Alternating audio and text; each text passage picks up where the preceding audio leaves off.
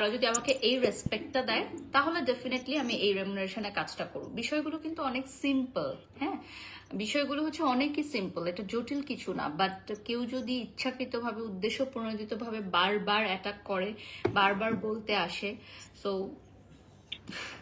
এটা আসলে সে নিজেও জানে যে সে যেটা করছে কেন করছে, উদ্দেশ্য প্রণোদিতভাবে সে নিজেও জানে, এবং উনি আমাকে একটা মেসেজ দিয়েছিল যেটা উনি ডিলিট করে দিয়েছেন, বাট উনি জানেন না যে ওটার স্ক্রিনশট আমি রেখে দিয়েছি। উনি লাইভে যাওয়ার আগেও আমার সাথে কথা বলতে চাচ্ছিলেন যে আমি আপনার সাথে একটু কথা বলতে চাই, আপনাকে নিয়ে কিছু কিছু ব্র্যান্ড প্রমোটার্স এবং ওনার্সের মধ্যে গভীর ষড়যন্ত্র চলছে। তো আমি ওনার সাথে কথা বলতে রাজি হইনি। যেহেতু আমি ওনার সাথে কথা বলতে রাজি হইনি, তাই উনি ওই মেসেজটা ডিলিট করে সাথে সাথে লাইভে চলে গেছেন। কিন্তু উনি হয়তো জানেন না যে ওই মেসেজটার স্ক্রিনশট আমি রেখে দিয়েছি। যেহেতু উনি একজন মা, একজন নারী, তাই ওনার সম্মানার্থে আমি ওই স্ক্রিনশটটা ফ্ল্যাশ করি নাই। এটাই জাস্ট লাইভে বললাম আজকে। চোখের নিচে কি অবস্থা? হ্যাঁ, আমার চোখের নিচে অবস্থা, কারণ হচ্ছে আমি একটু মেন্টাল স্ট্রেসের মধ্যে দিয়ে যাচ্ছি। So that's it. এটা আমার বলতে কোনো অসুবিধা নেই, part of my career. Wow, কি সুন্দর আপু আপনি। না, আমি সুন্দর না, ভালোবাসার দিক থেকে আপনারা বলছেন। আপনি নাকি বলিউডের নায়িকাদের গু। আচ্ছা, থ্যাংক ইউ সো মাচ সাদি আপু, তোমাকে দেখে সবার জলে আপু, এগিয়ে যাও, best of luck. Thank you so much আপু, ডোন্ট ওয়ারি, সব ঠিক হয়ে যাবে, সাব্বির লিখেছেন। আচ্ছা, এটা হচ্ছে আমাদের খুব সুন্দর একটা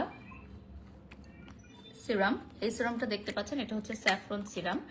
আমাদের এই স্যাফরন সিরামটা হাতে তৈরি করা হয়, আঁচল বিউটি ওয়ার্ল্ডে হাতে তৈরি করা হয়। যে দেখেন, এই স্যাফরন সিরামটা খুবই সুন্দর।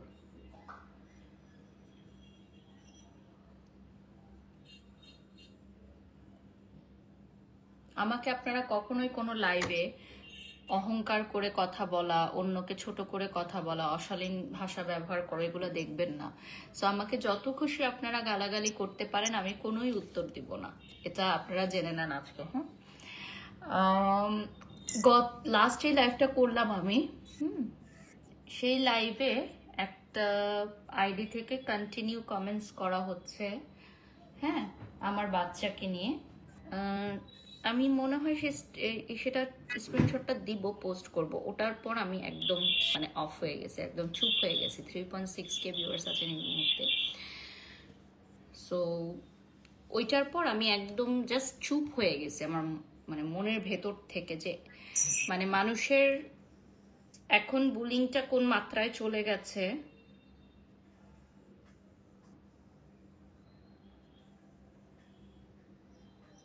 সেটা তো আপনারা দেখতেই পাচ্ছেন।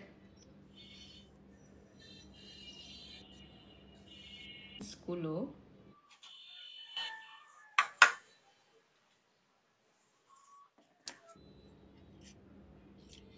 আমার বাচ্চাকে নিয়ে যে কমেন্টসটা করা হয়েছে, আমি হয়তো এখন বলতেও পারবো না কমেন্টসটা কি ছিল,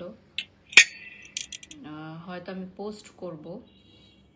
2018 থেকে কোনোদিনও খারাপ কিছু দেখি নাই আমি, হঠাৎ এমন কি হলো? আচ্ছা, আমার বাচ্চাকে নিয়ে লাস্ট লাইভে যে কমেন্টটা করা হয়েছে, এটা আসলে আমি এখন বলতেও পারবো না, এত খারাপ একটা কমেন্ট করা হয়েছে। তো ওটার পর আসলে আমি একদমই অফ হয়ে গেছি, একদমই অফ হয়ে গেছি। অফ মিনস হচ্ছে আমার মুডটা অফ হয়ে গেছে। সো এটা হচ্ছে আমাদের সিরামটা। এই সিরামটা আপনারা পেয়ে যাবেন আমাদের আঁচল বিউটি ওয়ার্ল্ডের পেজে। অনেকে আমাকে স্ক্রিনশট পাঠাইছে যে আপু না, যারা বাচ্চাদেরকে নিয়ে বাজে কথা বলে তারা মেন্টালিটি ভালো না, মামুনিকে ভালো রাখুক ইনশাল্লাহ ইনশাল্লাহ। সো এটা হচ্ছে আমাদের ডল ক্রিম, এটা হচ্ছে ইনট্যাক্ট আমরা দেখাচ্ছি, এগুলো সরাই ফেলো। আর এখন আমি দেখাবো আমার যেটা ইউজ করা। হ্যাঁ, তুমি অনেক সুইট অ্যান্ড স্পষ্ট বক্তা, থ্যাংক ইউ। শেষে গুনার ভাগিদার আমাদেরকেই হতে হবে, আমরা এসব আজে বাজে কমেন্টস না করি। যারা ব্যাড কমেন্টস করে তাদের বিচার আল্লাহ করবে, আল্লাহর উপর ছেড়ে দিন এদেরকে। Sabiha lima, so strong, but আমার উচিত একটা কথা রিপ্লাই দেওয়ার সুন্দরভাবে, আর না পারলে আমাকে নেন আপু, আমার হয়ে একদম উচিত কথাগুলো দিব, টপিক ভুলা যাবে। আজকে নয়, সারা জীবনের জন্য লাইভ করা বন্ধ করে দিন প্লিজ। ওকে, না লাইভ করা বন্ধ করব না। লোশনের কাজটা ভিউয়ার্স যারা আছেন, আজকে এটাই আমাদের পেজ থেকে লাস্ট লাইভ, কারণ আমার শরীরটা অনেক খারাপ লাগতেছে। ইনফ্যাক্ট সন্ধ্যায় আমি একটা লাইভ করতে পারি নাই, আমার এত বেশি শরীর খারাপ ছিল। আর্লি এইজে এখন অনেক স্ট্রোক করতেছে অনেকেই, যেটা আমি রিসেন্ট দেখলাম, আল্লাহ মাফ করুক।